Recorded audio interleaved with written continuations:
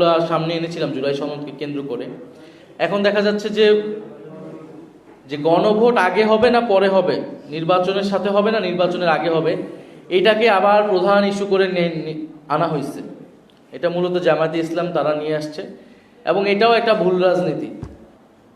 এবং আমরা যেটা আগেও অভিযোগ করেছিলাম, যেখানে আমাদের দাবি ছিল উচ্চকক্ষে পিয়ার, 2 কক্ষে পিয়ারের দাবিটাকে এনে এটা ইস্যুটাকে ঘুরিয়ে দেওয়ার একটা চেষ্টা চালানো হয়েছে। এই একই চেষ্টা এখনো চালানো হচ্ছে। সনদে কি কি সংস্কার হবে, কি কি প্রস্তাবনা থাকবে এবং সেটার আইনি ভিত্তিটা কিভাবে হবে, ডক্টর ইউনূস সেটা আদেশ জারি করবে কিনা, এগুলো হলো প্রধান ইস্যু, প্রধান তর্কের জায়গা। এই জায়গাগুলোতে একমত হলে গণভোট আমরা ইলেকশনের দিনও করতে পারি, ইলেকশনের আগেও করতে পারি, সে বিষয়ে আমরা আলোচনা করতে পারি।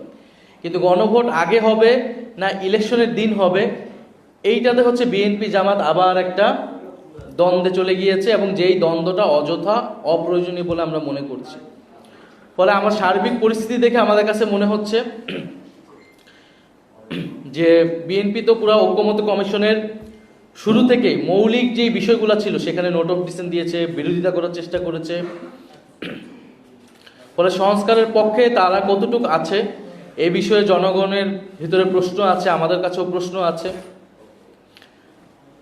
আবার অন্যদিকে জামাতের কার্যক্রমে মনে হচ্ছে যে তারা নির্বাচনকে পেছানোর কোনো অভিসন্ধি তাদের আছে কিনা, দুরভিসন্ধি আছে কিনা।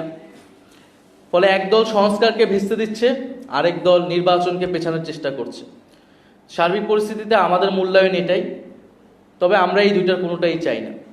আমরা চাই যথাসময়ে নির্বাচন হবে ফেব্রুয়ারিতে এবং জুলাই সনদেরও আইনি ভিত্তি পাবে এবং বাস্তবায়ন হবে।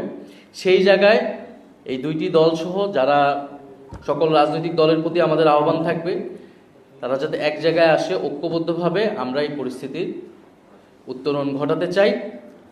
এবং জুলাই সনদে যদি নোট অফ ডিসেন্ট থাকে, সবগুলো দলের নোট অফ ডিসেন্ট রয়েছে, আমাদেরও 2-1টা ইস্যুতে নোট অফ ডিসেন্ট আছে, তাহলে আসলে কোনো জিনিসই তো আসলে বাস্তবায়ন হবে না। নোট অফ ডিসেন্ট তার একটা সিদ্ধান্ত গ্রহণের পরে তার বিরোধিতা ছিল, সেই ঐতিহাসিক ডকুমেন্টেশনের জায়গা থেকে সেটা রাখা হয়েছে, কিন্তু এটা আসলে গণভোটে এটার কোনো ইফেক্টিভনেস থাকবে না।